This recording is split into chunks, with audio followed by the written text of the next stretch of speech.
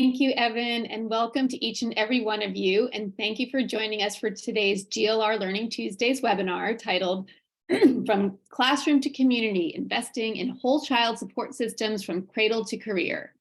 Today's discussion continues our series following on to our session from late last year when we took some time to follow the money and understand how states and districts are investing the $190 billion that was included in the federal recovery dollars known as the Elementary and Secondary School Emergency Relief Fund, or ESSER. We are now engaging in deep explorations of what we are calling smart investments, or strategies that we see as worthy big bets that have the potential to make a real impact on equitable learning recovery if invested now and implemented now and sustained even beyond the current influx of federal support. Today, we are absolutely thrilled to partner with Whiteboard Advisors and welcome the esteemed Jeffrey Canada from Harlem Children's Zone to the GLR family. Jeffrey will be joined by Roberto Rodriguez of the U.S. Department of Education, who has been with us several times before. We're very grateful to him, to frame a discussion around investments in whole child supports, integrated services, and parent and community engagement as key strategies to advance equitable learning recovery and acceleration. Following their fireside chat with Anna Edwards of Whiteboard Advisors, we will have the chance to learn from district superintendents along with colleagues from Harlem Children's Zone and communities and schools and understand what it takes to make community schools and integrated support services work on the ground and how these important investments can be sustained post-ESSER for the long game of learning recovery. This is going to be an excellent discussion. And now I'm excited to briefly introduce our awesome moderator, Anna Edwards, who will introduce the rest of our panel and get our conversation going. And just a reminder that full bios are linked in the chat, so our intros will be brief and quick. So Anna Edwards is the co-founder and chief advocacy officer of Whiteboard Advisors, and for nearly 2 decades, Anna has worked with leaders at the federal, state, and local levels on K-12 education policy. Anna, very happy to turn it over to you. Great, thanks, Emily, and thanks to the campaign for hosting this amazing conversation today. I'm thrilled to be in the presence of these incredible panelists for an important conversation about the opportunity to invest in whole child supports for students across the cradle to career spectrum. As you mentioned, we'll keep intros brief, and to be honest, most of these folks don't need a lot of introduction. Our presenters today are Jeffrey Canada, president of the Harlem Children's Zone, a world-renowned education and poverty-fighting organization based in New York City and founder of the William Julius Wilson Institute. An innovator in the field of education, author, and leading advocate for children, Canada has made it his life's mission to help young people from under-resourced communities succeed through education, and is probably a reason why many of us who are on the Zoom today got into this work. Roberto Rodriguez is a longtime friend and currently serves as Assistant Secretary for Planning, Evaluation, and Policy Development at the U.S. Department of Education, where he leads the development and review of the department's budget, important, and advises the Secretary on all matters related to policy development, implementation, and review.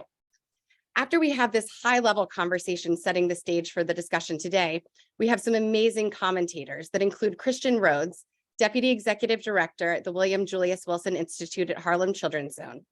Most recently, Christian served as Senior Advisor to the U.S. Secretary of Education, Dr. Miguel Cardona, advising him on all matters of K-12 strategic partnership and special initiatives.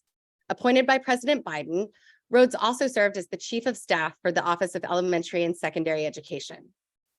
Ray Saldana is the President and CEO of Communities in Schools, the national organization that ensures all students are empowered to stay on a path to a brighter future.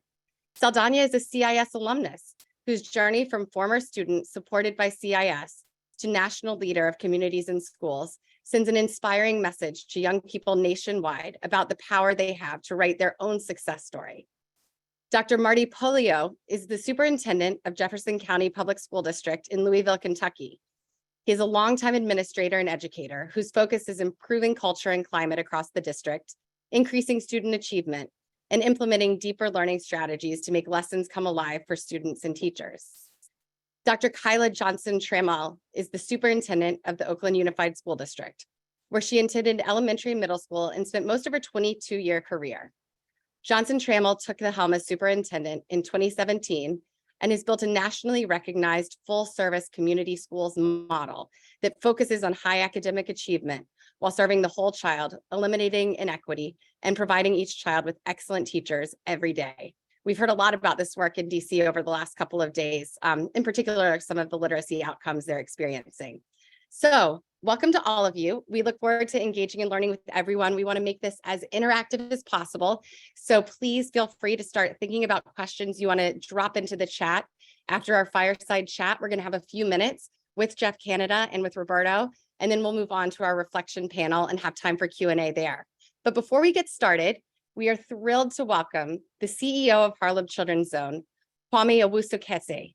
He's able to join to provide some initial framing remarks and share a little bit more about what the Institute and Harlem Children's Zone are doing to support this work. Kwame, I'd love to turn it over to you.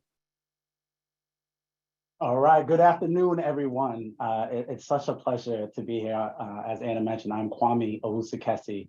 I'm the proud CEO of the Harlem Children's Zone. And it's such an honor to be among such an esteemed group of thought and on-the-ground leaders to discuss ways in which that district, state, and nonprofit investments in whole child support systems and supporting the success of young people from cradle to career. As you all know, the young people of this country were disproportionately impacted by the pandemic, particularly young people from underserved and under-resourced communities. And we see it playing out every day. They continue to face hardships both at home and in school. And during the pandemic, the Harlem Children's Zone recognized the immediate need to support our families via whole child policies in 5 key areas. The first was the need for providing economic relief. The second was protecting our most vulnerable. The third was bridging the digital divide. The fourth was preventing learning loss. And fifth and final one was mitigating the mental health crisis. And to address all 5 of these areas, we, in partnership with a number of folks who are actually on the Zoom now, led a national COVID recovery and response effort that impacted the lives of 250,000 individuals across 7 cities due to a philanthropic investment of over $54 million. And that had such a profound impact on communities of color that was disproportionately impacted by the pandemic. And now that our young people have returned back to in-person instruction, there continues to be the need to be able to provide them with holistic supports and best set them up for success, addressing their needs from a physical, social, emotional, and cognitive well-being perspective. But even prior to the pandemic, the Harlem Children's Zone continued to underscore the need for comprehensive place-based services from cradle to career. We began this work actually in the 1990s. Now, if you fast forward to 2010, President Barack Obama launched the Promised Neighborhood Initiative with the goal of replicating the Harlem Children's Zone model in under-resourced communities all across this country. And now, more than 10 years from that period, over $300 million in federal dollars have been invested in this model. So today's webinar will outline the various opportunities that there will be to continue to make investments in whole child support services from cradle to career for students of all ages, and why it is important now more than ever to continue to make these investments. As Anna outlined, we have esteemed panels, a lot of thought leaders to be able to share their insights. I'm excited to learn from them, but most importantly, I'm excited to be in community with you all who are the leaders in this field. I'm really excited for the learnings that will come from all of the speaking engagements today, and I look forward to hearing from our speakers. Enjoy what you all are in for a treat, and Anna, back to you. Thanks so much, Kwame. Excited now to welcome Roberto and Jeff to the conversation. I don't think need further introductions, so would love to just go ahead and get started, Roberto, with the update from where you sit here in Washington. As mentioned earlier, the Department of Education has provided over $190 billion through ESSER funds to help schools recover from the impacts of the COVID-19 pandemic. Many of us were very excited to see Congress put an explicit emphasis on addressing the needs of the whole learner. So would love to hear a little bit about how you've seen schools use ESSER funding in innovative ways to meet these student needs. Yeah, well, thank you, Anna, so much. And I just am so thrilled to be part of this esteemed group on this webinar. And, as Kwame said, I just have learned personally so much, my education on the importance of connecting our classrooms and our communities, and our Cradle through Career services really started, as Kwame mentioned, when I was serving then President Obama in the White House, and we visited with Jeff and learned from Jeff about the amazing work underway at Harlem Children's Zone. That example continues to shine bright for our country in terms of what's possible when we more intentionally connect our communities to our classrooms and provide that cradle through college level of supports.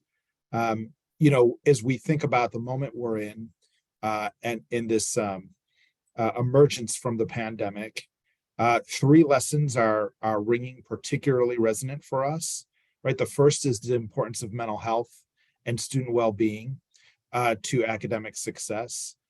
President Biden has prioritized the mental health of our students. He's called for a doubling of the number of school counselors and psychologists and social workers that can support our students in that. We know that those mental health needs have been compounded by this pandemic. The second lesson that rings true is that place matters, right? We know that when we are able to connect more deeply with where our students are and who they are, right, we are able to better support a strong psychosocial and physical environment that will support their success in school. So how can we do more to support more rigorous, culturally relevant, and welcoming environments for our students to learn and thrive? And third, relationships matter. We knew this pre-pandemic. I think the pandemic further underscored just how important those connections between our students and our families and our school staff, our teachers, our principals, our other adults in our school. We need to create a system that is more seamlessly aligned around our child and around their whole needs. So we've prioritized all three of those areas in the context of the recovery dollars that have been delivered by Congress. And beyond the reopening of our schools, which was the first priority, it has been to really do more to fuel a strong recovery. And we are seeing such wonderful examples across the country, including just terrific leaders. Dr. Johnson Trammell, and I know Superintendent Polio will talk more about their work here. And our friend Ray at Community of Schools has done a wonderful job of leading integrated student supports. We are seeing places like Rhode Island use their dollars to create deeper partnerships between districts and community-based organizations to strengthen family engagement. We're seeing places like here in Washington, D.C., deliver more multi-tiered behavioral health services in their schools, utilizing those recovery dollars. 72% of our schools are utilizing ARP and ESSER for mental health supports. And we know that our students are 6 times more likely to get those supports when they're delivered in their school environment. We also know that we have great opportunities to expand student learning, summer learning time, and do more to make sure that we're supporting on the individual needs of our students. And we're seeing the dollars, our ESSER dollars, being put to good use there. 56% of our schools are using these one-on-one strategies to help support academic acceleration for our students. 75% of our schools are utilizing expanded learning time and summer learning as a strategy to try to get ahead. And the exciting thing is they're building strong connections with community-based organizations to meet students where they are in that recovery and help them get ahead. Jeff, I'd love to hear your perspective and take on some of the examples that Roberto's given. I think you've even visited a few of the communities that he mentioned. But as you think about the impacts of COVID and the experiences that students have outside of the classroom and how they impact their success in school, why do you think these place-based cradle to career investments are an impactful way of addressing those needs, and how do they help to improve student academic outcomes? So first of all, thank you, Anna. But I have to start off talking about my colleagues at the Campaign for Grade Level Reading. People may not know why I think this issue of reading and teaching kids to read is so paramount. But I'm going to go way back in the day. Back in 1975, I spent an entire year at Harvard studying under one of the foremost reading specialists, Jean Charles. People may know her from the Roswell Child Diagnostic and some of these other. And she taught me how to diagnose and teach kids how to read. And I realized how seldom it was that teachers got that level of instruction around teaching reading. So I feel like, I'm part of the family. I hope people will embrace the fact of how important I think reading is, and grade level reading in particular. And we know when kids get behind early, that it becomes so much more difficult to catch these kids up. So this is why I was really excited to be part of this webinar today. Say hi to all my peeps out there, the reading folks who care about this. And I have to just say a word about President Biden, Secretary Cardona, what Roberto Rodriguez has done for the first time in literally my entire career. We have sufficient resources. It's not a question of resources. It is a question of strategy right now, which is why this work is so important. For all the work we do, especially early childhood reading, if we cannot connect those children to continued supports, we know that work is going to be undermined. So this more comprehensive strategy where we try to remove the boundaries between what children need. And what do they need? They need what all of our children need. They need safe and healthy environments to grow up in. That includes their neighborhoods. They need quality instruction. They need decent, healthy foods. If parents are shopping at the dollar stores because there's no healthy foods in that community, that's going to impact that child's learning. We know that our young people need continued support during school, after school, weekends, summertimes. I mean, one of the challenges with being a parent is you realize there's no time off, right? You are on all the time. And the question for children who come from more challenging environments is, how do we create an environment that supports them morning, afternoon, evening, weekend, summertime, because that's what's necessary for our children to be successful. And you are right. You've got some of the best folks here. I mean, Ray Saldano's work at Community, we all know that work. It is sort of nationally recognized. But I've been with Dr. Polio in Louisville. I've seen what they're doing. I've been to Oakland and seen the great work they are doing there. And we will be back in Oakland in a hurry.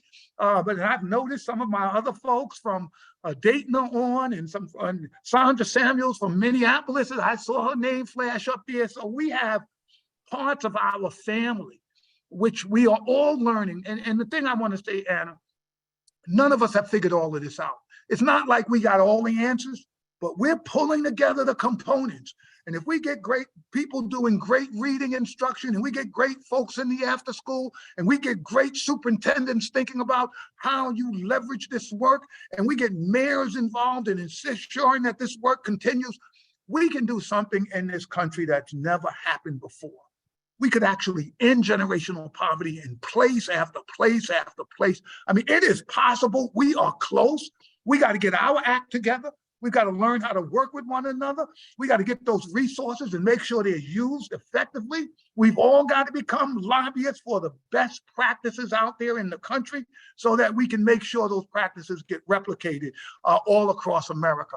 And I feel like this is the time. The time is now, because of COVID and what it's done to our families. But thank goodness we don't have to start from the beginning. We can actually pick up right now and take this next step forward as a team. I love that. And I think so many of us do feel like this is the moment, and a sense of profound responsibility. And I know many of the organizations that are on today are doing such important work and feel that same responsibility. Roberto, I'd love for you to talk a little bit about sustainability. I'm coming off of 2 days with the Council of Chief State School Officers, Council of Great City Schools, and there's a lot of talk about how to make sure that there's sustainability of these programs and investments even after ESSER wraps up in 2024, or maybe there's some extensions. But I know the Biden administration released its FY24 budget earlier this month, requesting $90 billion in discretionary spending for the Department of Ed, 10 billion plus increase, and would love to hear about how you all are thinking from the administration about using new funding streams to support some of the work that started with ESSER, has been continued with ESSER, and some of those priorities. Yeah, absolutely, Anna. Well, and first, let me just observe and get excited about the movement here, right? Yes. And you heard Jeff give just wonderful voice to this. This is a movement that has been building and has been engaged and active. And we are at a moment right now where we have an unprecedented amount of resources to help our schools fully recover from this pandemic. Let's think about how we can put those to use, not to go back to the status quo of what was March of 2020, but really to move forward, to propel and launch us forward, to rethink some of our systems, to rethink our approaches to how we support the whole child and the whole learner. And that is what we are, that is what illuminates and activates us here at the Department of Education. We really want to be provide the resources and the support and the technical assistance that can be the wind at the sails of so many leaders out there in this work.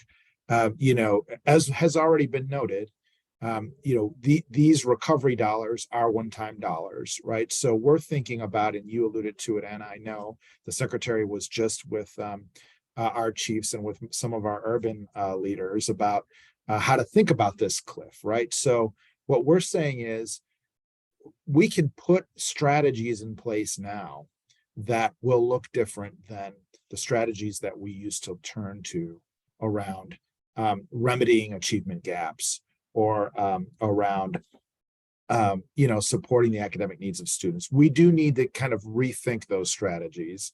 And then we need to continue forward with a robust investment in the budget moving forward so that we can keep that momentum going on closing those achievement gaps and on closing those opportunity gaps in our system. And so that's what the president's budget is all about. It is, let's just step back for a moment and remember historic increases in supporting education and supporting the needs of whole learners. I mean, the first budget put forth was at a historic level. The last budget we just announced last week is as you noted, a 14% increase over current spending levels. That means that we are looking for new resources and programs like Promise Neighborhoods. We want to expand that program. $106 million is what we've called for. We want to be able to have a new competition and provide more grants there. We're expanding funding for full service community schools.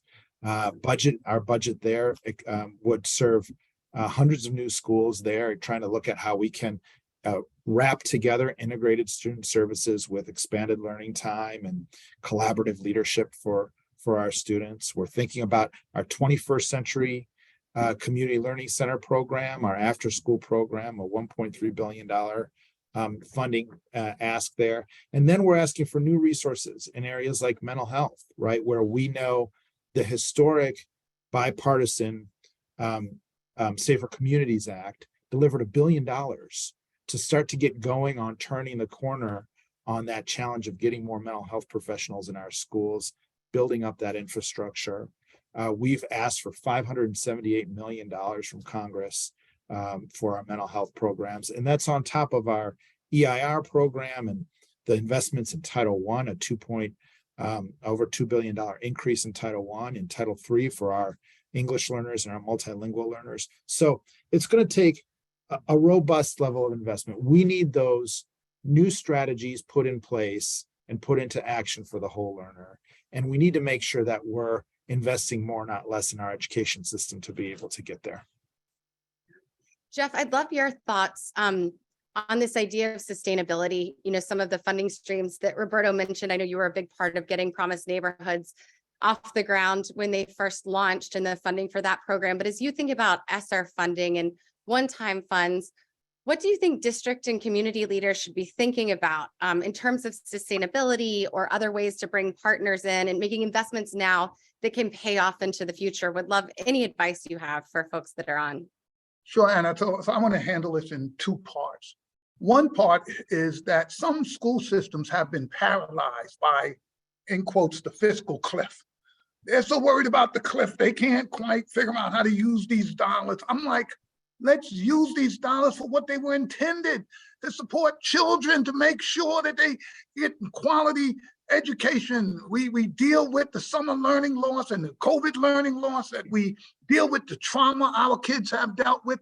I just want folks to just quit worrying about that cliff, so it's paralyzing them from acting right now. Our kids need action right now. Now, Having said that, I know people's like, easy for you to say, Jeff, but what happens when these dollars run out?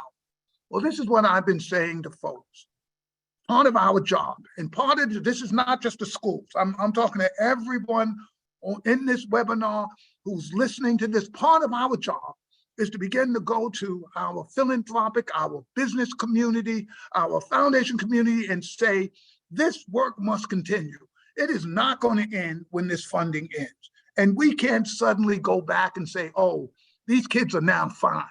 Any of us who know anything about trauma, it's not like it goes away in a year. This post-traumatic stress that kids and families are dealing with is going to stay with folks for 10 or 15 years. So if we care about communities, we do, and about children, we have a responsibility to say to folks, this cannot end. The supports, kids are suddenly not going to need after-school supports. They're not going to suddenly sort of need counseling. I don't need counseling anymore. Everything is fine. We've got to make sure in partnership, and here is where I think one of the challenges. Schools are going about this on their own, which is great. They've got the money, but they can't continue to do this on their own. They need us. They need champions out there saying to folks, hey, what's going on in that elementary school is great, and we got to make sure it continues even when the federal funding slows down. That is work that we need to do right now. And all of us should be doing an inventory. What exists in our community that we know needs to be directed at these issues? I'm just left a meeting talking with a bunch of business and other folk, saying to them, I was yelling at them even louder than I'm yelling at you all. Part of the responsibility, if you care about this country, if you love America, part of your responsibility is to make sure that we bring in supports so that this is not just left on, the Department of Education, and when that money sort of ends, the services end. Our kids are going to need this for at least another 10 years. It is at a minimum 10 years, and we've got to be thinking right now, how do we ensure this continuity? And by the way, I'm not putting the public sector off the hook, right? We're a funny sector. You can get the biggest investment in the history of education and no one says thank you. I will guarantee you, people haven't gone in, oh, thank you so much for doing this. Other places, they get resources like that. They're celebrating, they're doing things. We've got to prove that the investment was worth it, that it mattered for children. And we've got to also say to not just the administration, but to the Congress, we need this public dollars to continue. And that we have to speak from states that they call blue, from states that they call red.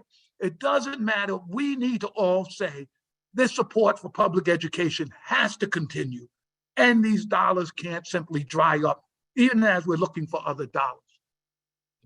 Love that. And I know a big part of it is going to be storytelling as well, which is why we're excited to have district leaders on today, because we have to show that there are outcomes for the investment. And I think that there are a lot of leaders that are ready to do that. And that's such a great point. I'm seeing a few questions pop up in the chat, and I can only imagine how many folks have online and through Facebook for you guys. A couple that have come up. One that was really interesting from Axel Amon Rivera. Thank you for this. Coherence. So with funding flowing through multiple federal, state sources, what advice do you have for folks on the ground that are trying to bring coherence to these initiatives and funding streams? How do you break down the silos and work collaboratively together in the spirit of communities and schools? Roberto, Jeff, I don't know who wants to go first, but would love your take on how to make sure that there's coherence in the system.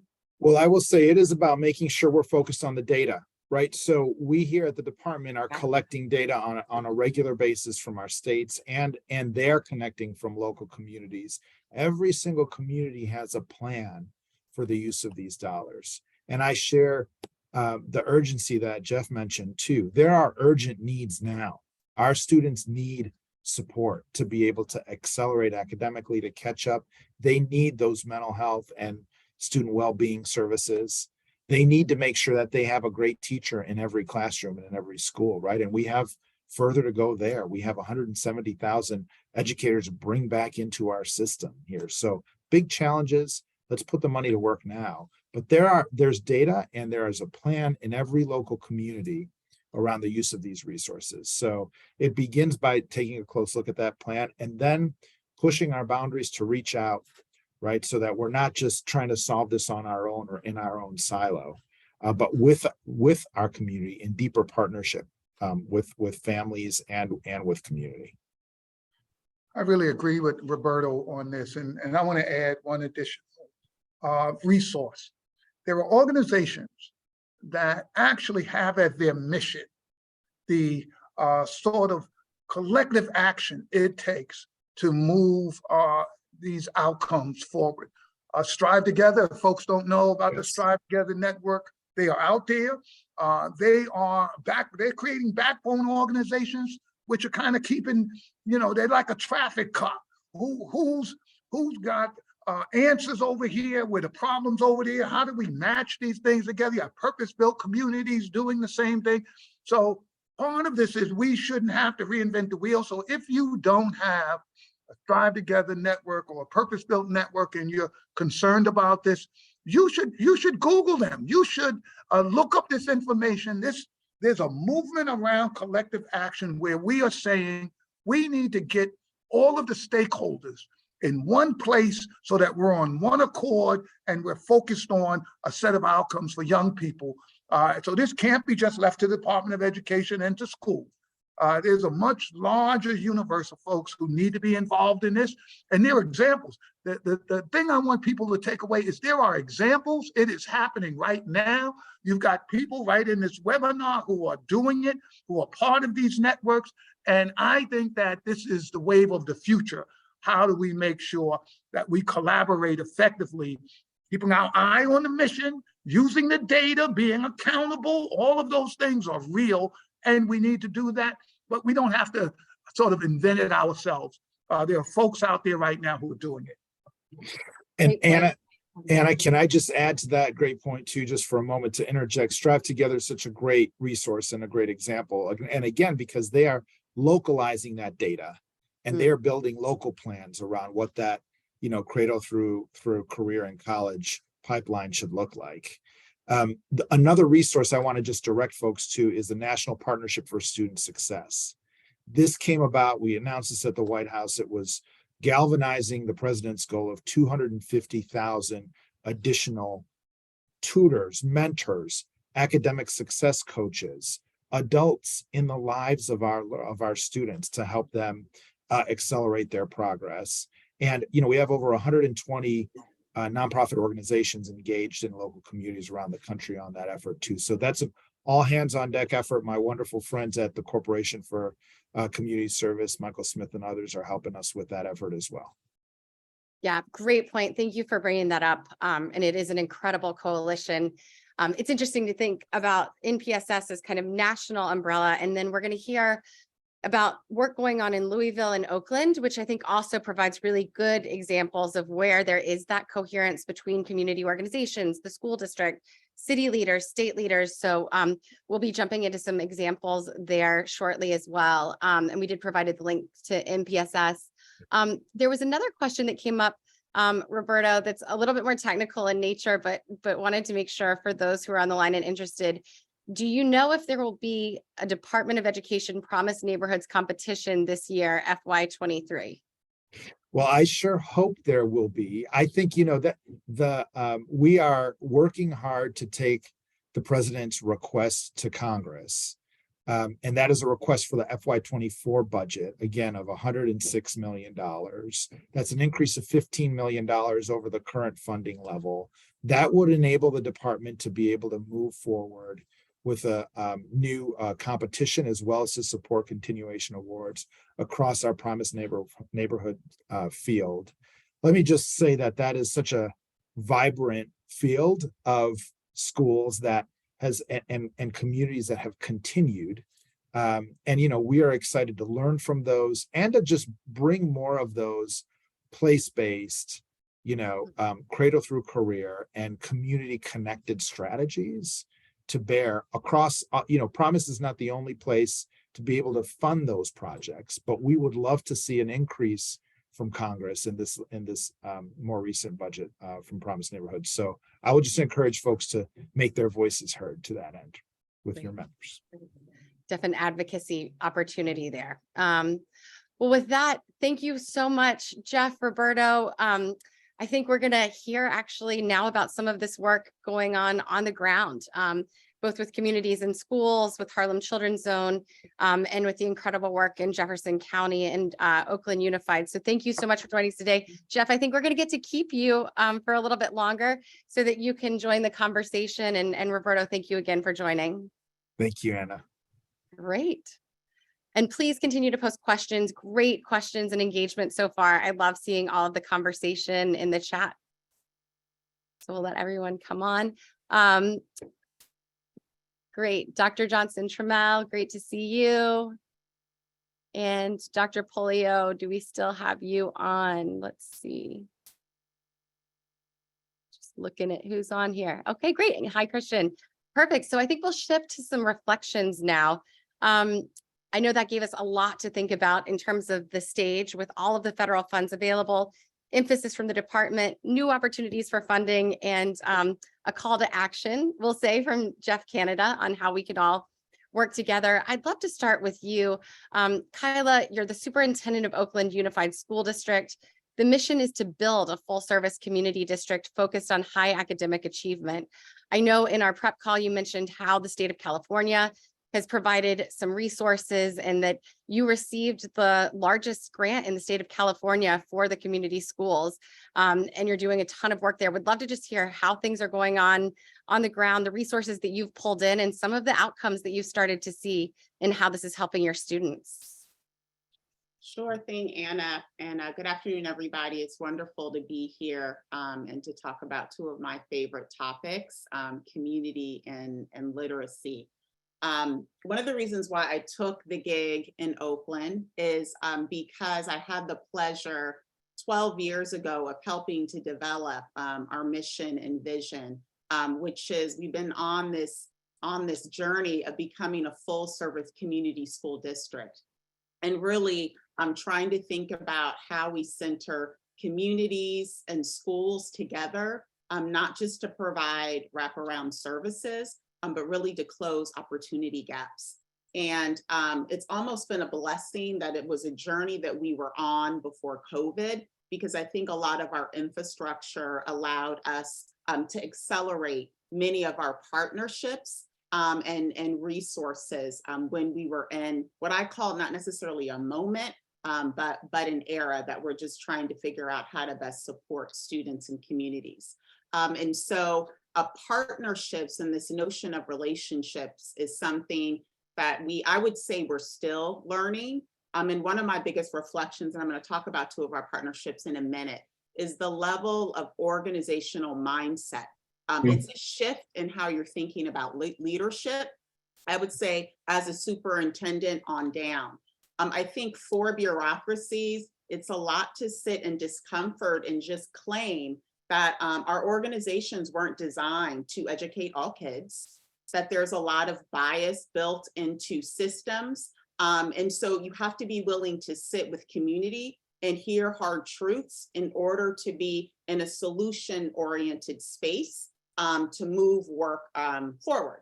And so it's a constant learning in terms of how you have to lead your organization, in terms of how you set table, to not just bring your ideas and ask community, do you think this is good? Great, we're going to keep going, but to really co-design together. And so two areas where we've done some work where we actually are having gains. And I love the idea that Mr. Canada talked about. I do think we're in a moment where you have to have courage, faith, and imagination, but it has to be balanced with sustainable strategy and relentless focus on goals and metrics. It's not just about inputs, but it's also looking at your outputs and seeing, where these wonderful ideas and collaboration actually making a difference on the ground for students, families, and communities. So one, we've really developed a lot of focus on school-based health clinics.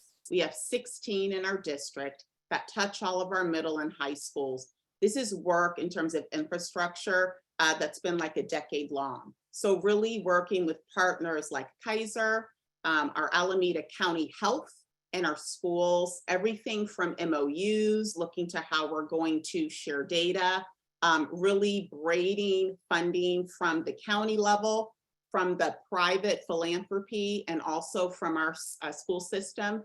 And so that allowed us to leverage ESSER dollars.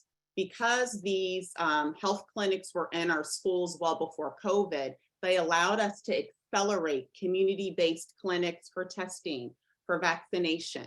They allowed us to accelerate being keyed in on a lot of the mental health issues and challenges of our community, particularly our Black, our Latino, Latina, immigrant, Indigenous communities, where you have to think about language, right? You have to think about fear in terms of mental health and who's going to be the best connector to get the services to where folks need to be. And so we were really able to move.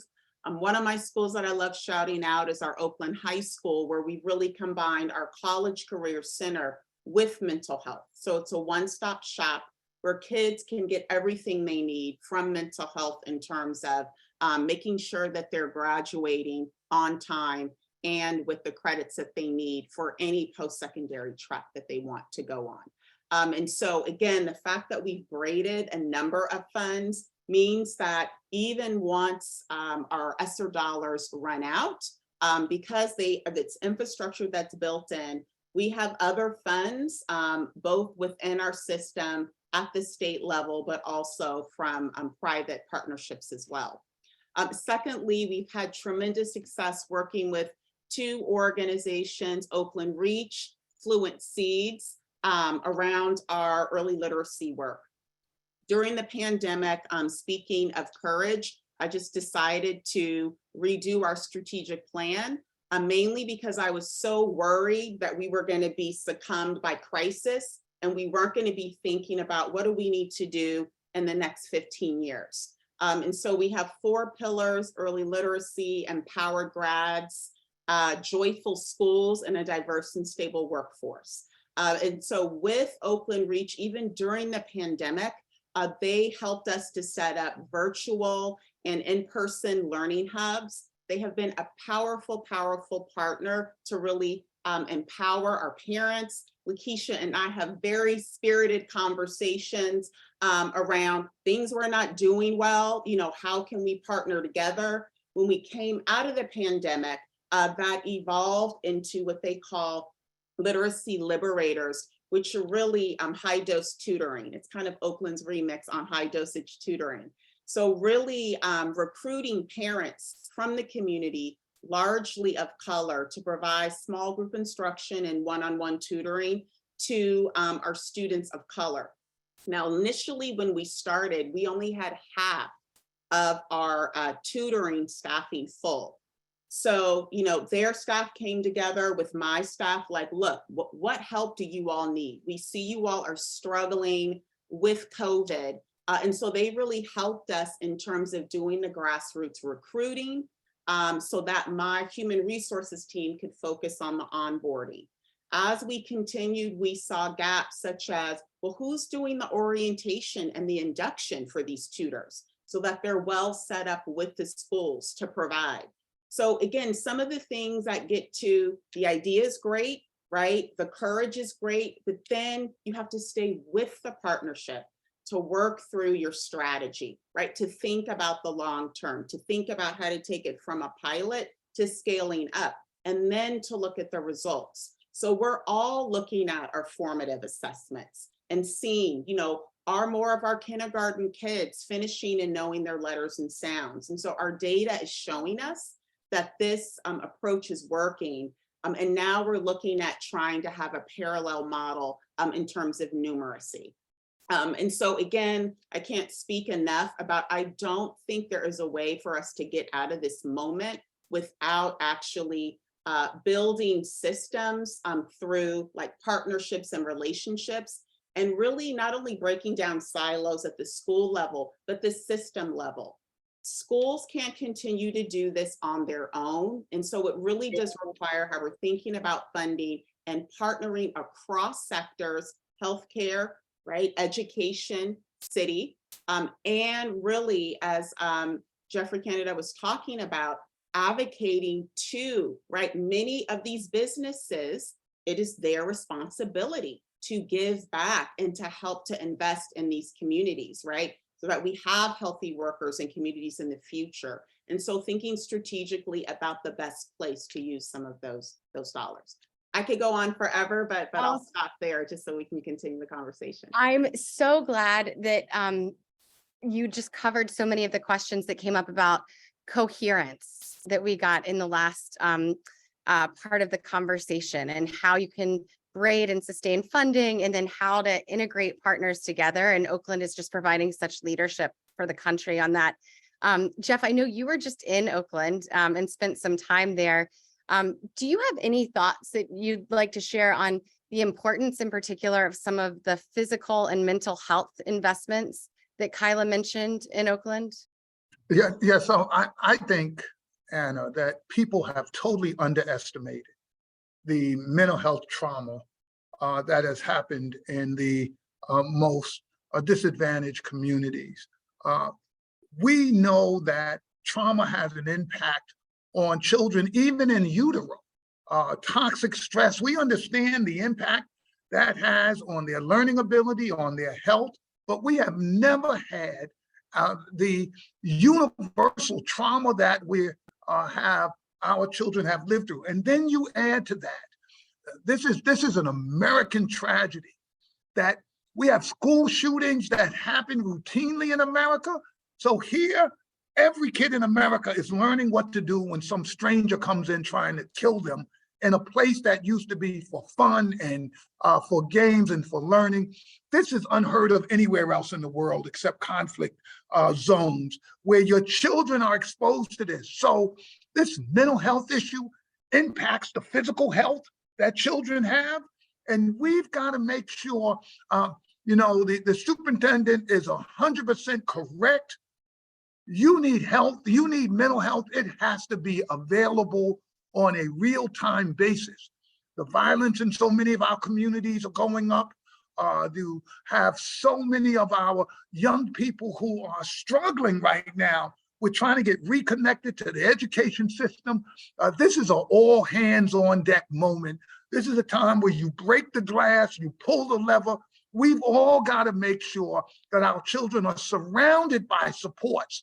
And these can't be temporary, meaning that they'll be for 4 months and then it's all going to be good. We've got to think about these long-term institutional supports that our children need for health, mental health, and just to continue them developing as human beings who feel like this is a country that they can grow up safe and have a future in. Yeah. And I know you recently also saw this work firsthand in Louisville, Kentucky. And I believe, Jeff, you were there with the Secretary of Education doing some visits and got to see the work that Dr. Marty Polio has been leading there. Marty, I'd love to turn to you to share a little bit about some of the aligned efforts that you've been working on in your community. I actually heard even earlier today from some folks at Harvard about Evolve 502, which has been one of your significant partnerships. But yeah, would love to hear what you're seeing on the ground and how you're addressing some of these challenges. Yeah, thanks, Anna. And I apologize. Evidently, what I'll be talking about is responding to crisis and innovation. And so I guess the internet went down for all schools in the Commonwealth of Kentucky at about 3:30. So, all right, I got to respond to it. I had about, if you know me, about half of this office building I'm sitting in working on my computer alone. And somehow we found a hot spot and I'm back with you. So Innovation. Hopefully it stays that way, but we made it through. So, Thank you. I really want to talk about one of the things, that when we started this work, and we're hearing a lot about the cliff and the ESSER funds and all of those things, we wanted to be very strategic about it from the beginning. To first of all, not let's sit on our hands and do nothing, but make sure that we were meeting the needs of our kids. And Kyla is correct. Jeffrey is correct. I mean, there is so much need for kids today. And I want to say this, Kyla and I started at the same time in 2017. We are probably, and I still feel like I'm brand new, we are probably the two most senior superintendents in the nation right now. And as a matter of fact, in the Council of the Great City Schools, out of 80 school districts, 62 have turned over since 2020. And there is nothing more damaging, I think, to leadership. And I mean, when school districts begin to really, cook with gas is when they have consistency in leadership. And some of these districts have turned over 2 and 3 times. So I just say that to sit here saying both of us on this have been in this role for about 6 years now, a very difficult and challenging role, but that's important when we talk about this. But when we looked at it and all the needs our kids had, we had mental health. Obviously, we had to address technology needs. We wanted, kids lost learning time. We wanted to make sure we met their needs. One of the challenges I said, first and foremost, anticipating this possible cliff, we do this in education all too often, which is if we have dollars, let's add people. Let's add people and positions. And I knew that was not necessarily the answer here. That doesn't mean we don't support the current staff that we have, but just adding 100 interventionists means we were going to face a cliff. So we had to think innovatively in the approach that we took in meeting the needs of our kids. And I just said, let's look at it from a very base level. We got to get our kids in front of teachers more often. So first and foremost, we got to get our kids to school. We have a national crisis around attendance.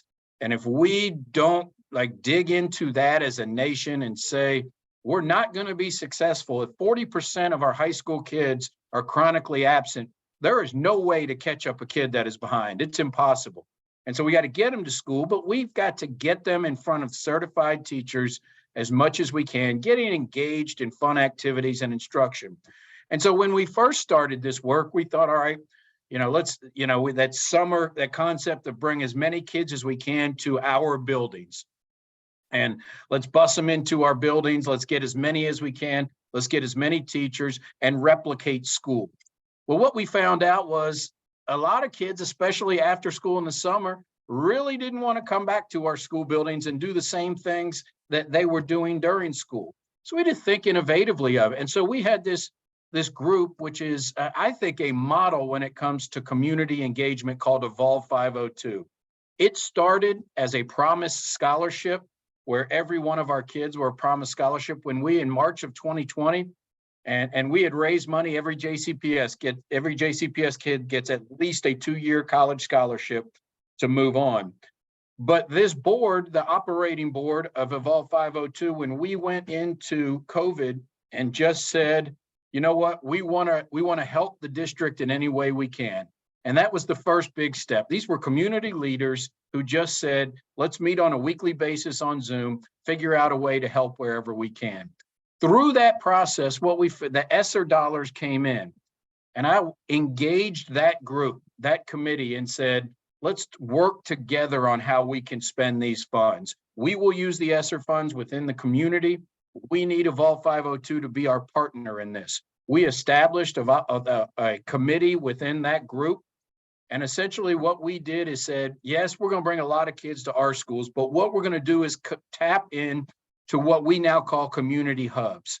So if a Boys and Girls Club has 100 of our kids coming in after school or in the summertime, they would be a community hub. If a local church is having camps where kids come in and what we found was we right now have 110 community hubs in the city of Louisville where high poverty kids, and they love to go there. That's where they feel at home. And so we said, how about this? We will fund teachers in the summer after school coming to these community hubs. We will provide transportation there. We will provide meals there. We will provide you the funding you need to be a community hub and give us 1 hour of math and 1 hour of reading every single day. And the teacher will come to you and do that. And what we promised our teachers, if you really are committed to this with your salary, you can make 6 figures in Louisville, Kentucky right now as a teacher doing this excellent work. And what it did, we had so many, and it really wasn't me making the decision. It wasn't saying, yes, I'm the superintendent, you're a community hub, you're not. This committee, we got together and said, here is the benchmark we have to have. We trained them on some of our curriculum on literacy and math too, so that they could support it. And here's where the real big thing came in. We had a data sharing agreement with all of our community hubs. So it is really, and that was a challenge. I mean, we had to take our lawyers and bring them dragging, kicking, and screaming all the way. But both sides, both of all 502 and JCPS. But what we said is, this is too important, guys. That the hubs have to have data on how the kids did on their MAP assessments with us, so that they can tailor their work towards them. And then we need to have data back that said which of our kids went there, how did they do, how many hours did they spend there, so that we could adjust. And so right now is what we have is the thriving community hubs that kids go to every day after school, and really in the summertime, where they love to go there because they can play basketball, they can do art, they can practice music, they can do the things they love to do.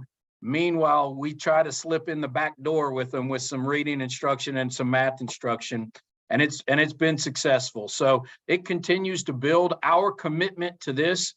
Once those ESSER dollars are finished, you know, since it's not added people, it's about a $10 million investment a year for our community. Our Board of Education and our community has said we are committed to doing this moving forward without ESSER funds, and we're willing to invest $10 million a year to keep that going. And so it continues to build. So it's just been an exciting time that really came out of crisis for us, innovation that came out of crisis. I love it. And I bet the returns on that $10 million will far exceed the investment. And I can't wait to see the data you collect on those outcomes afterwards. Ray, I'd love to turn to you. I know we've talked about community hubs, which I've seen so much chat about how much everyone loves the community hubs concept. I think that's a big part of what you all have tried to scale nationally through communities and schools. For folks that are not familiar with your model, I'd love for you to just share a little bit about the model, some of the alignment with what we've heard from the districts today, and how you're working to scale those supports across the country. Yeah, absolutely. Anna, first of all, thank you to the campaign for grade level reading. Excited to be here. Every time I've got one of these webinars, there's a script in my head of what I want to talk about. Then I hear some of the other panelists and I just get completely thrown off because they are so right. Grateful to be on with Dr. Johnson Trammell, Dr. Polio. I think the stat that you started with kind of just shook me in place, which is, I shouldn't be surprised by this because I talked to our staff and they remind me. I think what you said is in the last 5 years of the 82 superintendents who sort of came in, 62 of them are still in that position, and some of them have turned over several times.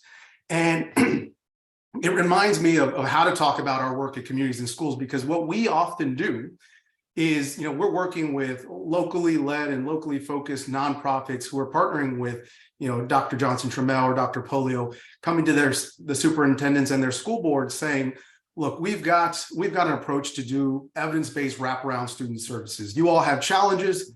Those challenges are unique to your community. They could be about attendance. They could be about mental health efforts. They could be about medical care needs that your students have. It could be about graduation or promotion. And the superintendents oftentimes, are coming through a bit of a revolving door. So we're really having to retell our story. But the most important component about our work at communities and schools is we always believe that the work of integrating systems and breaking down silos needs a little bit of an integrator, that traffic control or that traffic cop between what's happening inside schools and what's happening outside community in terms of resources, bringing those into the school. And so the bread and butter of our work is the 3,200 in schools site coordinators, communities and schools deploys across the country.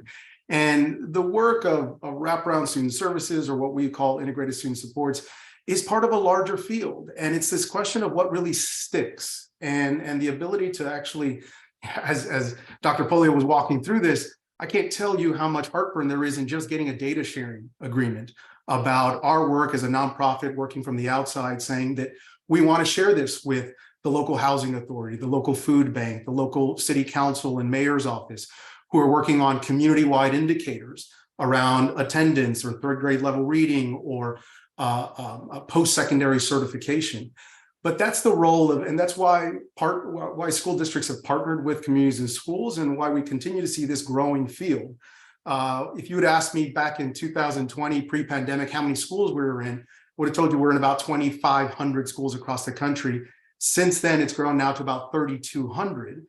And what we're really in is this, as all the speakers have talked about, is this moment of folks who have been, I would just say this, beating the drum. I haven't heard Gene Shaw's name in a long time, but folks have to be beating the drum on these issues around reading, around early childhood education. The title of our program here is around whole child supports. That didn't just start through the pandemic, but this moment certainly woke a lot of people up, specifically policymakers at all levels. These are county judges, city council members, these are state legislators, federal. I'm grateful that Roberto was on the call, because this has reached every level of consciousness that we need to figure out how to do this. And so in communities and schools, we've got at least a 4-decade track record. We're in that camp. We've been trying to beat the drum on whole child supports. It only took us 40 years to be an overnight sensation, but that's the level of demand that I think we're seeing. I'll be honest, we're oversubscribed in some of the districts that we're in now and some of the communities that we want to grow into, because school districts have one of two choices. I think they've got to think about, how do we do this in-house? How do we ensure that this is integrated into our systems? Or how can we partner with a local CBO who is, understands data sharing agreements, understands what it takes to bring braided resources, as Dr. Johnson-Trammell talked about. You have to be good at these things if you're going to be able to sustain, for the same reason that Jeff Canada talked about. This is not going to be a year, 2 year, this is a decades-long campaign. And you think about a continuum of care, these are the stakes. I mean, I'm talking about this because it's so personal to me, having gone through not only communities and schools myself. So I had a site coordinator in my high school through communities and schools, but I've been in these communities that we often talk about, under-resourced, first generation, and there are a lot of places for our students to slip. There are a lot of holes in the safety net that if we're not connecting these, and we believe that communities and schools, you do this at the best place possible, which is inside schools. But if you don't have good partners at the leadership level, whether it's superintendents, legislators who are willing to fund it, we can't come to that agreement. I think we're there. I think that beyond just a movement, this is a moment that is meeting its time, and there's nothing more powerful than an idea whose time has come. And grateful that we've got leaders who understand the evidence base, the research, the data that's necessary for us to show, so that we can sustain long-term to our stakeholders, whether those are our school board members, the legislators, the policymakers. We need to make superintendents look good, just like we need to make mayors look good, just like we need to make sure that our systems are speaking to each other, whether those are, again, the local housing authority that needs to connect with the students, or the basic services of mental health or medical care services that are existing in a community. All of that, a student needs a PhD sometimes to navigate those systems. What we try to do at communities and schools is bring a caring relationship with a staff member, focused not just on case management, but how do we have whole wide system impact with a staff member inside schools. Thanks, Ray. Jeff, I'd love to hear your take. I know you were just in San Antonio recently, Ray's hometown, and had the opportunity to see some of the communities and school sites. You also, as I mentioned earlier, I know we're recently in Kentucky, and so got to see firsthand some of the programs that Marty talked about. When you think of Cradle to Career, I'd love to hear about how you've seen those strategies in San Antonio, in Louisville play out, and where you see the opportunity to scale them. So I think you've chosen some really good examples of this, and Dr. Johnson-Trammell's City, Oakland, they're also in this Cradle to Career group. So let me tell you where we find the biggest challenges and where folks are working on the solutions. There's a huge challenge if folks don't have a relationship with the K-12 system. And this is critical. And I think the leadership at the superintendent's office is absolutely critical. Ray, I am as stunned as you are hearing those numbers from Dr. Polio. When he said that him and Johnson-Trammell started in 2017, I was like, oh, they're the new kids on the block. Oh no, everybody else is gone. I mean, that is stunning, but it shows you why this work is so hard. You started with somebody, they leave, they don't want, the next person doesn't feel the continuity is important. It undermines the work. It takes another year and a half to get the relationship going again. So where I have seen this really work is where you have honest brokers, folks who have relationships in the community, relationships with the K-12 system, relationship with city government, who can continue this work regardless to whether or not the superintendent or the mayor is there or is not there. Our work, if people had looked at our work after 5 years, they would have thought it was not working. It takes a while to get this stuff going, to establish the relationship, to build the staff, to gain the confidence of the children and the families. When you have turnover in these positions and you're constantly restarting, it looks like the program's not working. More than likely, the program never had sufficient time and resources to actually begin to accomplish those goals. Where we have seen, and we have seen great programs, the work Ryan is doing in San Antonio is terrific. It is critical. Dr. Polio, as soon as I heard about the work he did with Evolve 502 and the data sharing agreement, I had to stop him. I said, wait. Everywhere I go, they tell me why they can't do data sharing. And you've done it? You just did it? He was like, yeah, we just did it. I was like, well, why won't everybody else just take this example and say, if they can do it in Louisville, why can't we do it in the communities and the cities we work in? Because without the data, you don't have accountability. And where we want to drive outcomes, we need to know that what we're doing actually is connected and it's working. So this idea that we need layers of buy-in.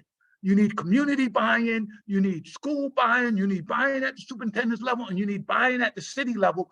And in one of those places you lose your key constituent, the other places have to fill in. The community have to say, oh, no, we're not starting over. This thing really matters. Parents have to speak up, children have to speak up. And I think the important thing, Anna, is that there are now places we can point to. As soon as I heard about their work at Evolve, we were there right away. Like I said, we're going to be in Oakland. Someone would give me the date of when we're going to be there, because the work going on there is really important for the nation. Here's one of the biggest challenges we have, and I tell folk all over the country, the only business that doesn't need patent attorneys is education. Because you can't give away a good idea. People find a good idea and they just won't do it. They just will stay with something that has not worked. We have examples of good ideas. We have examples of powerful programs that are producing results for young people. We should all embrace them. I mean, absolutely. Christian was with me. We were in Spartanburg, South Carolina. I saw one of the best early reading programs I've ever seen in my life. And I've been at this business 45 years. I told them, I'm a good guy, I believe in God, but I am a thief when it comes to good ideas, and I'm going to steal that idea and take it back to Harlem. There's stuff that's working right now, and we need to find it and replicate it. Amazing. And it looks like Christian shared your date, so you'll be there in April in Oakland. Before we get to some of the amazing questions that are coming in about accountability, reporting requirements, IEPs, Christian, I'd love for you to talk a little bit about what Kyla raised with the concept of braided funding and where you see opportunities for sustaining investments. You were at the U.S. Department of Education when ESSER was released, and I know you focused a lot on giving guidance to districts and states on these considerations. Would love some of your reflections on what you've heard today. No, thank you. I feel a little bit like Ray, and I tell people mostly I have the unfortunate job of coming behind Jeff. I thought I was going to get away from that because he was early, and then he just jumped right in front of me again, and here I go trying to bring up the rear. But you know, two things that are critically important, right? Good leadership transcends the issue or topic. So Dr. Polio, he may or may not remember, but I called him when I was a senior advisor to the secretary and said, hey, listen, on this school reopening thing, tell me a little about what you're doing in Kentucky and in Louisville in particular. He said, look, I'll make the right decision for kids and I'll deal with the consequences as they come. Dr. Tramel Johnson, I was on a phone call with you and the mayor at the time, talking about some of the good work. I think it was Oakland Promise. when I was with the secretary. So I am not surprised that here again on this webinar, you two are here as leaders and examples of what this work looks like across the country. And just an acknowledgement, not just in your longevity, but your ability to innovate and focus on what matters most as students. You know, school districts in particular are some of the best crisis managers in the country. A crisis happens and they find out a solution to solve. And COVID was the biggest crisis that any of us in our careers have really ever dealt with, because it happened at scale. It happened to every single kid in our district, not just, you know, in one school here where you have to shut down for a couple hours, or this community where there's a fire. It was the entire district, entire country. And so we saw during COVID was collaboration was a requirement. You know, there was no questions about, do I need your help? The answer is yes. We'll figure out, we'll use the emergency procedures process to get through all the red tape. And what we've seen now is some of that red tape picking back up, but I love the examples that have been provided here that it can happen. And the guidance that we provided when I was at the department and now at the Institute that I'm helping share across the country with Jeff and our colleagues at the Harlem Children's Zone is, hey, listen, there are great examples, exemplar communities who are doing it right. We happen to have two great ones here. I'm thinking about Dallas and the Child Poverty Action Lab, who's aggregating data collectively, just like Dr. Polio talked about in Jefferson County. I'm thinking about Spartanburg, South Carolina, who is figuring out in their town how to get the business community engaged and talking about how to best support this work, not just all on the backs of the school system or the ESSER dollars, but the braided funding. And Jeff mentioned it early on, I think Roberto mentioned it too, that, you know, the Promised Neighborhood Grant was designed as a replication of the HCZ, but it really was designed to help all the right stakeholders sit down at the table and think about, how do we sustain this effort? So that $30 million investment was just the investment, but there's a sustainability clause in each of those grant applications. It requires a school district, it requires business partners, it requires in-kind donations from nonprofit partners. So there are great examples of what the work. At the Institute, our job under Jeff and Kwame's leadership is to think about how to best share these best practices across the country. So that we're not just coming to a webinar hearing about it, but we're going across the country. It is not by accident that every place that you've mentioned as an exemplar, Jeff, the Harlem Children's Zone, the William Julius Wilson Institute has been there and seen it in person. Because now we can actually say, no, it's not just the Harlem Children's Zone that's doing this great work. We have Sandra Samuels at the Northside Achievement Zone in Minneapolis, who has been leading this effort across the country. In San Francisco, we have our partners at Meta, the Mission Economic Development Agency, who has been leading this work for 10 plus years in the Mission neighborhood in San Francisco. So the answer here is not about resource, and it's not about whether or not people can do it. It's whether or not we're providing the right foundational support. So I do have to shout out Ray. We were in San Antonio, his hometown. He pulled up. He was the mayor of his town. I say that jokingly, Ray.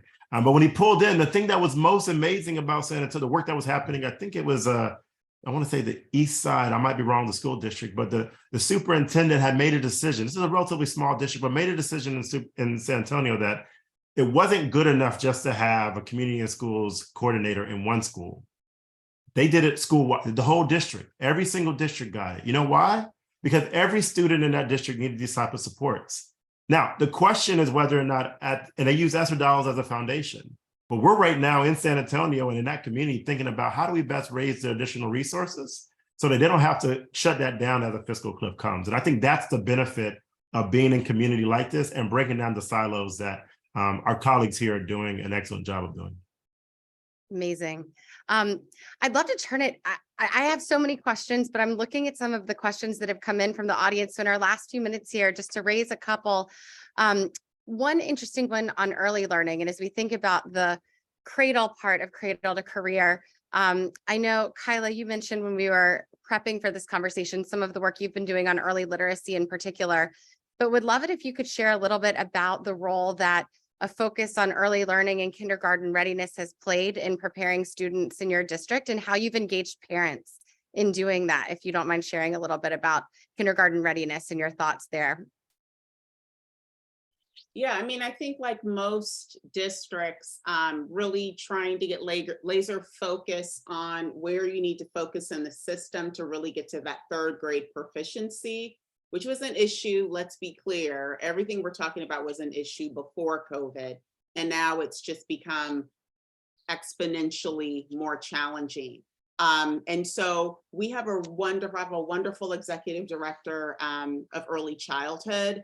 And so even during COVID, we were doing like virtual visits, right? And helping families. It's a lot of just awareness building of the importance that transitional kindergarten isn't playtime. Like this is real joyful work, nonetheless work for kids. And so really thinking about, similar to a lot of districts, we are 71% African-American, well, Latino now, African-American, Asian Pacific Islanders. We're a third English language learners, 2,700 newcomers. So with everything that we do, we have to think about the overlay race, ethnicity, and language in terms of access. And that's one of the biggest challenges with the system. We sometimes have really good strategies and ideas, but if you're not partnering with the community, it's not penetrating where you need it, right? And so you think people know where some of your programs are, they may not necessarily know. And so really using our early learning division to do that work, our community-based organization as well, but just kind of coming back to some of the work with Oakland Reach, using some of our really good community-based organizations to do some of that training and capacity building and having conversations with parents in a place where they can be vulnerable and talk about, maybe their own challenges with reading, some of the things they need, where, being honest, we still are trying to create those places of belonging in our schools. And sometimes the school environment isn't the place where you're going to get that honest feedback from parents. So that is also just as much a part of the strategy as the curriculum and the instruction and the tutoring. Love that. Marty, anything you'd add on early learning and the role of parent engagement in the process? And by the way, the campaign just posted a webinar. Please feel free to fill that in while the panelists wrap up the conversation. But yeah, Marty, anything on early learning you'd want to add or parent engagement? I think Kyla hit it on the head. We've used a lot of our ESSER dollars as well to have parent engagement evenings, nights, trainings, specifically on things like curriculum.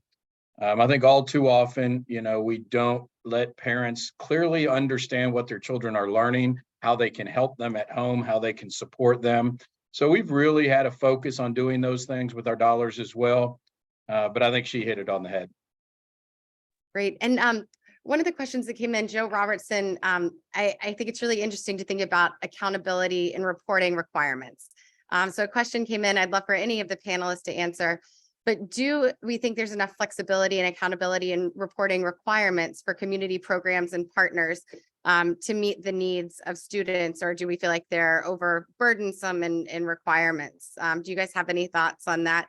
Christian, you might have some perspective as well.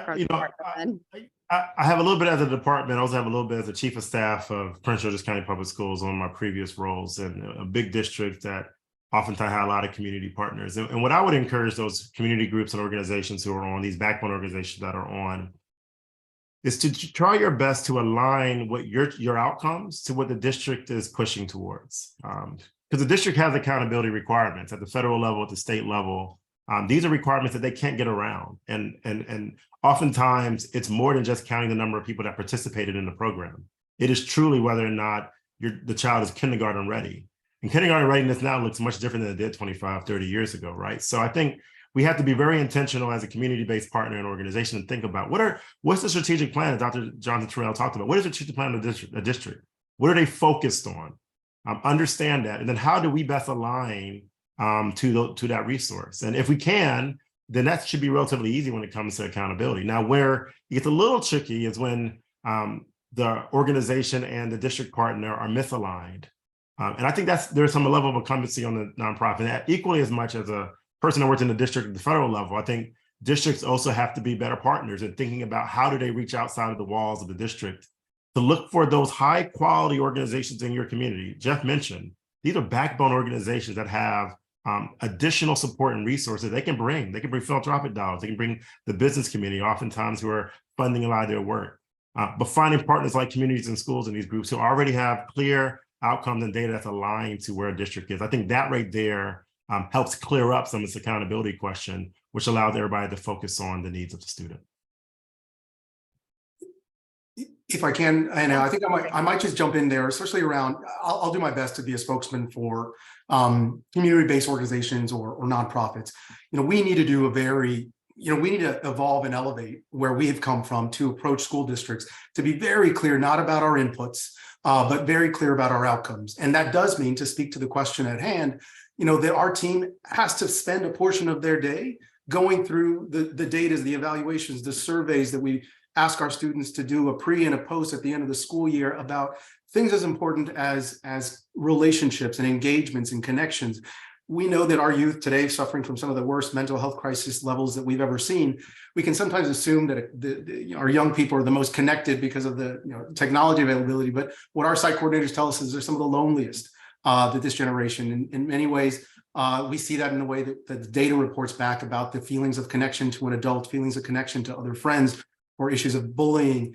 And that is something that not only needs to be present in the way that we report out, but needs to be present in a comprehensive and articulable way to our stakeholders, to our superintendents, to those backbone organizations. Seeding Success is one of those Strive Together examples in Memphis. When we collect these data, we're able to tell the story. It allows us to think about sustaining long-term, again, for that vision of impact over time for students who are really, the trauma they're suffering is not going to be uncovered or undeveloped or developed in just a year. Yeah. Marty, do you have any thoughts on the accountability question, or Kyla, on how you all are thinking about communicating outcomes and expectations with partners? Well, for me, it's definitely that data sharing. I mean, so that we have the opportunity to show kids who participated in our community hubs or our additional learning opportunities have made progress towards our goals. And so, another thing we can do is that we have shared this with our community hubs. We're going to continue to fund you over the years. We're going to have to see outcomes just like they are expected from us. And so we can't, there are plenty of community partners out there who do great work in engaging kids, but it may not move the needle when it comes, to achievement. And so, that has been a goal, is that we have to show that it is working. And so, that's been a big part of the accountability piece for us. Wonderful. Well, I think in our last few minutes, would love to Jeff, maybe turn it over to you if you would kind of share your wrap up thoughts. I think we'd be remiss if we didn't ask for your reflections as you've heard the conversations today, and any last pieces of advice for all of the leaders that are on the line thinking about this important issue. Today, we have the advantage of what didn't exist when I was trying to search for answers. It's all online.